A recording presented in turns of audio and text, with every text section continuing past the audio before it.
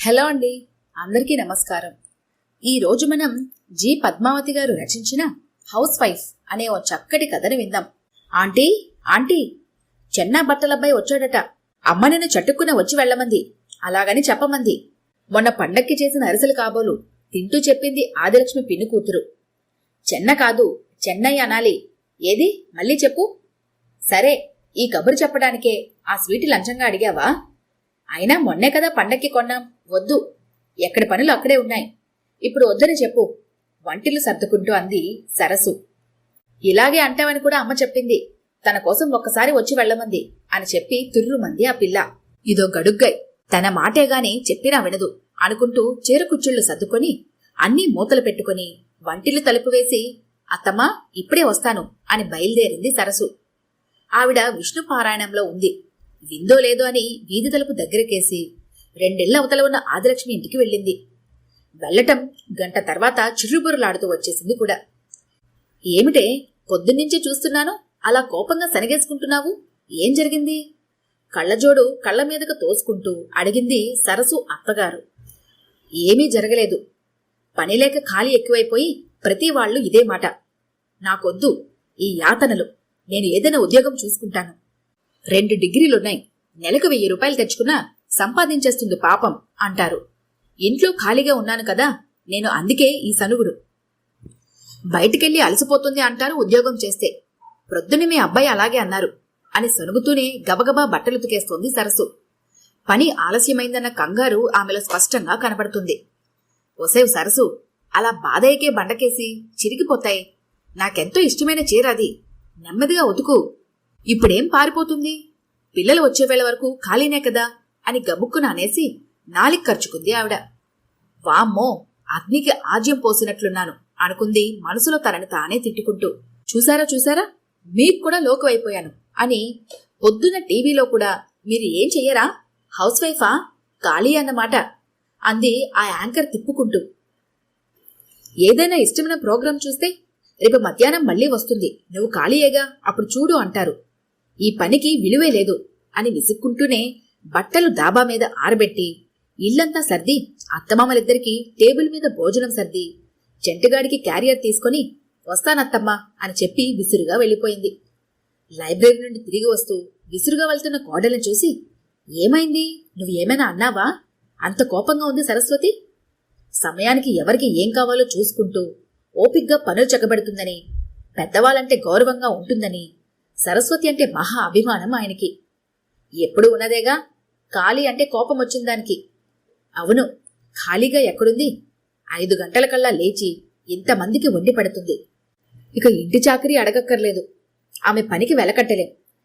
She is like a machine you know అన్నారు ఆమెను మధ్యలోనే ఆపేస్తూ. నాతో వాదన దేనికి? నేను అనలేదు. పొద్దున్న ఆదిలక్ష్మి ఇంటికి వెళ్ళింది, ఏమైందో తెలియదు. ఇంకే, అలా చెప్పు. ఆదిలక్ష్మినిలా పిలు, ఏముందో కనుక్కుంటాను అని కుర్చీ గుమ్మందాకా లాక్కొని కూర్చున్నారు సరసు మామగారు. భర్త మాట మీద ఆమెను పిలవడానికి బయటికెళ్ళింది. అక్కడ పిల్లలుంటే కబురు పంపింది. సరసు ఆదిలక్ష్మి దగ్గర చుట్టాలు. సరసు తండ్రికి వ్యాపారం బాగా నష్టం వచ్చి కూతురి పెళ్లి ఎలాగాని బెంగ పెట్టుకుని దిగులుతో మంచం పట్టాడు. పనీపాట్లో వచ్చిన పిల్ల అందర్నీ చూసుకుంటుందని అబ్బాయికి ప్రైవేట్ ఫ్యాక్టరీలో ఉద్యోగమాయే. మంచివాళ్లు, తనకు తెలిసిన వాళ్ళని దగ్గరుండి సంబంధం కుదిర్చింది ఆదిలక్ష్మి. సరస్వతి ఆదిలక్ష్మి ఒకే వయసు వాళ్లైనా ఆమె సరస్సుకి పిన్ని వరుస అవుతుంది. కొంచెం ఉన్నవాళ్లు. పనివాళ్లతో కాలు మీద కాలు వేసుకుని కూర్చొని పని చేయించుకుంటూ ఉంటుంది. టీవీ చూడటం, ఖాళీ టైంలో బజారుకెళ్లడం ఆమె అలవాట్లు.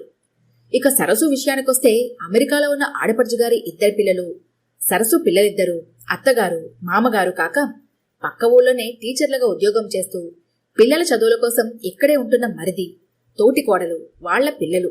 ఇంత కుటుంబానికి ఆమె పెద్ద. కీళ్ల నొప్పులు, గుండె జబ్బుతో బాధపడుతున్న అత్తగారికి, రిటైర్ అయిన మామగారికి విసుక్కోకుండా చేసి పెడుతుంది. కాని కట్నం అడగకుండా ఆపదలో ఉన్న తండ్రిని ఆదుకున్నారని అత్తమామలంటే చాలా అభిమానం, గౌరవం ఆమెకు. కూతురి కంటే ప్రేమగా చూసుకుంటారని వాళ్లకు ఏమాత్రం లోటు రానియదు సరస్వతి. గేటు చప్పుడైతే అటు చూసి, రావే అమ్మాయి, లోపల కూర్చో అంది సరసు అత్తగారు ఆదిలక్ష్మిని. సరసు లేదా, మీరిద్దరే కూర్చున్నారు అంటూ కూర్చుంది ఆదిలక్ష్మి. అదే నిన్నడుగుదామని పిలిపించాము, అయ్యో, నాకేం తెలుసు, నాకేం చెప్పలేదు అంది ఆదిలక్ష్మి. కంగారు పడకమ్మాయి, ఎక్కడికెళ్ళిందో మాకు తెలుసుగాని మీ ఇంట్లో ఏం జరిగిందో చెబుతావని నేనే పిలవమన్నాను అన్నారు సరసు మామగారు. లేదన్నయ్యా, ఎప్పటిలాగే బట్టలబ్బాయి మూట విప్పి ఒక్కొక్క చీర తీశాడు. అందులో లెమన్ ఎల్లో మీద పింక్ జరీ. తన పందాలోతన చెబుతోంది ఆదిలక్ష్మి. టీవీ సీరియల్లా చెప్పకు, మామూలుగా చెప్పు. ఆ చీర బావుంది కాని నా దగ్గర డబ్బుల్లేవు, ఇప్పుడు తీసుకోను, ఇంట్లో చాలా పనుంది, వస్తాను అని వచ్చేసిందంతే. దీనికే గంట పట్టిందా? ఏమిటే అంది సరసు అత్తగారు. ఎందుకు ఎప్పుడు పని పని అంటావు? మీ తోటికోడలు అమెరికాలో ఆడబిడ్డ ఉద్యోగాలు చేస్తున్నారు, పనిపిల్లని పెట్టుకుని నువ్వు ఉద్యోగం చేసుకో అని అన్నాను అంటూ నీళ్లు నములుతూ ఆపేసింది. తర్వాత గట్టిగా అడిగారు సరసు మామగారు. మా పక్కనావిడ పిల్లలెళ్ళాక ఖాళీయేగా, ఎంత వండినా అదే వంట, నీకు చేయడం చాతగాదు, నేను 2 నిమిషాల్లో చేసేస్తాను తెలుసా అనంది. ఓ, అదా సంగతి. అవునన్నయ్య గారు, పైగా వాళ్ళ ఆయన కూడా పొద్దున్న మేం వెళ్ళాక ఖాళీయేగా అన్నట్ట అని నా దగ్గర బాధపడింది. అందుకని ఉద్యోగం చూసుకో, నీకు చేతుల డబ్బులుంటాయని చెప్పాను అని చెప్పి గబగబా వెళ్ళిపోయింది ఆదిలక్ష్మి. సరసు అత్తగారు విని టీవీ చూడటానికి లోపలికి వెళ్ళిపోయింది. అంతా విన్న మామగారికి ఒక్కటి అర్థమైంది. సరస్వతి బాధపడేది 1, తన పనికి విలువలేదన్నందుకు. 2, అందరి ఉద్యోగస్తుల్లా తన చేతిలో డబ్బులుండట్లేదు.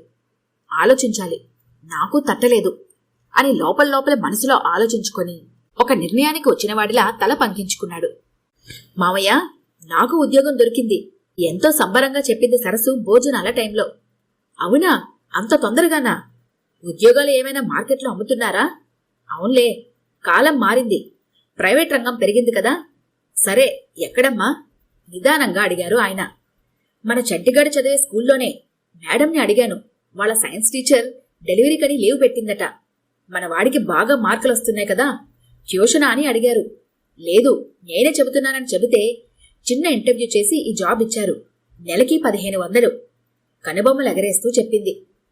నీకెందుకమ్మా ఇప్పుడు అనబోయి ఇద్దరూ ఊరుకున్నారు, వినేలా లేదని. ఇంతకు ముందు కూడా 2-3 సార్లు ఇలానే ఉద్యోగం చేస్తానని ఉత్సాహపడింది గాని కార్యరూపంలో పెట్టలేదు. ఇప్పుడు చెప్పినా కోపగించుకుంటుంది. ఆ కొంచెం డబ్బు కోసం ఒళ్ళు గుల్ల చేసుకోవాలేమో ఇది. అత్తమ్మా, మీకేమైనా ఖర్చులకు అవసరమైతే డబ్బుకేం చేసేవారు? సాయంత్రానికి కూరలు తరుపుకుంటూ అడిగింది సరసు. మాకీ భేషజాలేవీ లేవు తల్లి, పండక్కి మా నాన్న చీర పెట్టేవాడు, మీ మావయ్య అన్నీ తెచ్చిపడేస్తే చీరలు ఆయనే కొనేవారు. తీసుకెళ్లిన సినిమాకి ఎప్పుడో ఒకటి. ఇహ నాకేముంటాయి ఖర్చులు?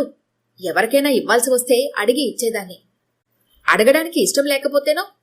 అందుకే నాకు డబ్బుండేలా ఉద్యోగం చేస్తున్నాను, తప్పకుండా చేస్తాను అని అంది.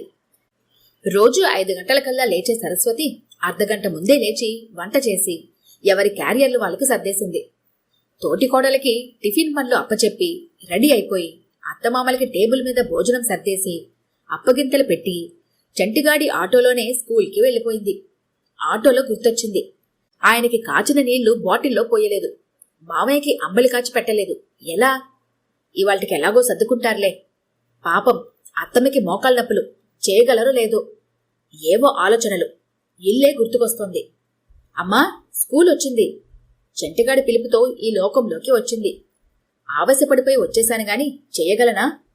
మొదటిసారి బేలగా అయిపోయింది ఆమె మనసు. అయినా డబ్బు సంపాదించాలన్న కోరిక బలంగా ఉండి ముందుకెళ్ళింది. మేడం తెమ్మన్న సర్టిఫికేట్స్ ఫైల్ చూసుకుంటూ ఆవిడకి అందించింది. Are you Mrs Saraswati Rao? అవును అనబోయి నోనో అనుకుని ఎస్ మేడం అంది. Yes I'm. పేరు మర్చిపోయాను అనుకుంది. అసలు తెలుగు మాట్లాడకూడదన్న ఆవిడ కండిషన్లో పడి టెన్షన్ పడిపోయింది. మేడం అన్నీ చూసి ఆయాని పిలిచి క్లాసులు చూపించమంది. గుడ్ మార్నింగ్ న్యూ మేడం అన్నారు పిల్లలు. ముద్దు ముద్దుగా ముత్యాల్లా ఉన్నారు పిల్లలు. తన కూతురు గుర్తొచ్చింది సరసుకి. పాపం ఈవేళ జడలు వేయలేదు, వాళ్ల మిస్ తిట్టారేమో. ఊరికే బ్యాండ్ పెట్టేశాను. స్ట్రిక్ట్ స్కూలు ఛ అనుకుంది. ఇదేనండి క్లాస్ రూమ్, ఇక నేను వెళ్తాను. ఆయా మాటలకి ఈ లోకంలోకి వచ్చేసరికి పిల్లలు చుట్టూ మూగేశారు. టెన్షన్ తగ్గడానికి వాళ్లతో సరదాగా పరిచయాలు మొదలుపెట్టి వర్క్ ఇచ్చి చైర్లో కూర్చుంటే కళా సౌధానికి తను 2 మెట్లు దూరాన ఉన్నట్టు అనిపించింది ఆమెకు.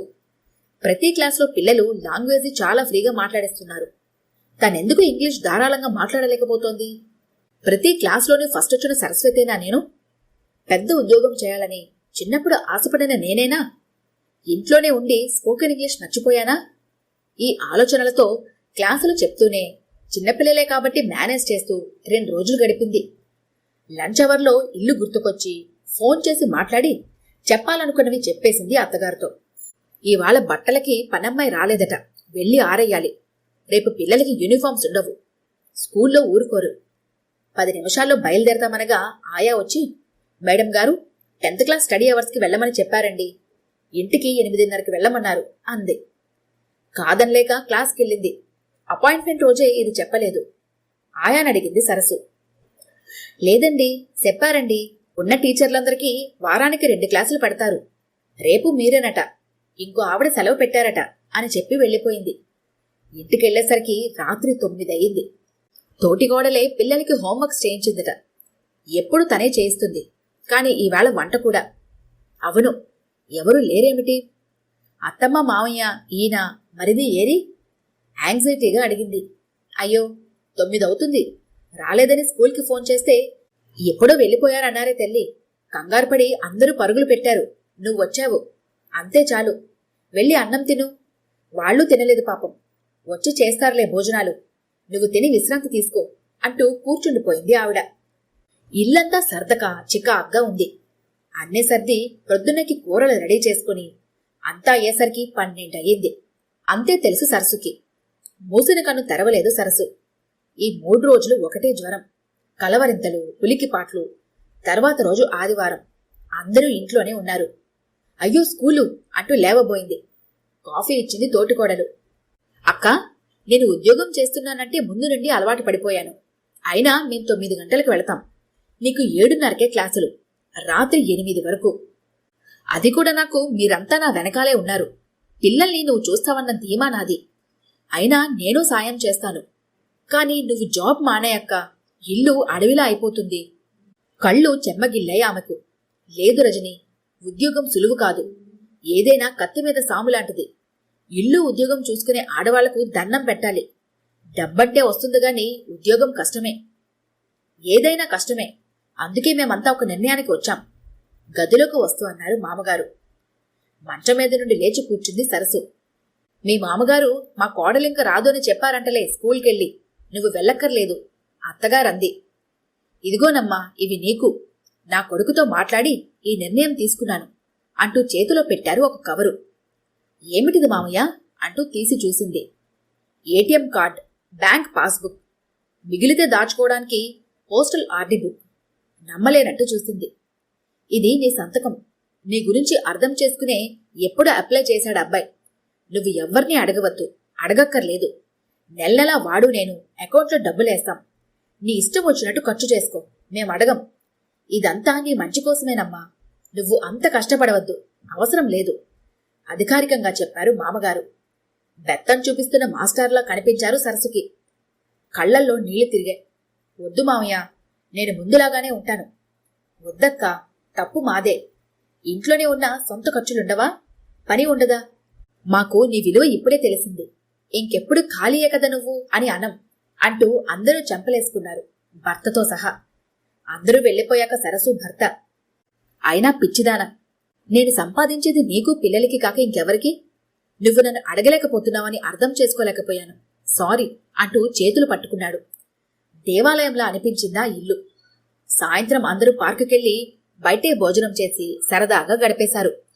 మరునాడు ఆదిలక్ష్మి కూతురు వచ్చి, ఆంటీ, అమ్మ బజారుకెళ్దాం రమ్మంది అంది ఏదో తింటూనే. పనీపాట లేదే మీ అమ్మకి, డబ్బు జాగ్రత్త చేసుకోమను అంది సరసు. నీ దగ్గర ఏటీఎం కార్డున్నా నువ్వు ఖర్చు పెట్టవంటగా అమ్మ అందిలే అంటుంటే నవ్వుతూ దాని నోట్లో స్వీట్ కుక్కింది మారు మాట్లాడకుండా సరసు. ఈ కథ గనుక మీకు నచ్చినట్లయితే లైక్ చేయండి, షేర్ చేయండి. మరిన్ని ఇంట్రెస్టింగ్ కథల కోసం మా ఛానల్ని తప్పకుండా సబ్స్క్రైబ్ చేసుకోండి.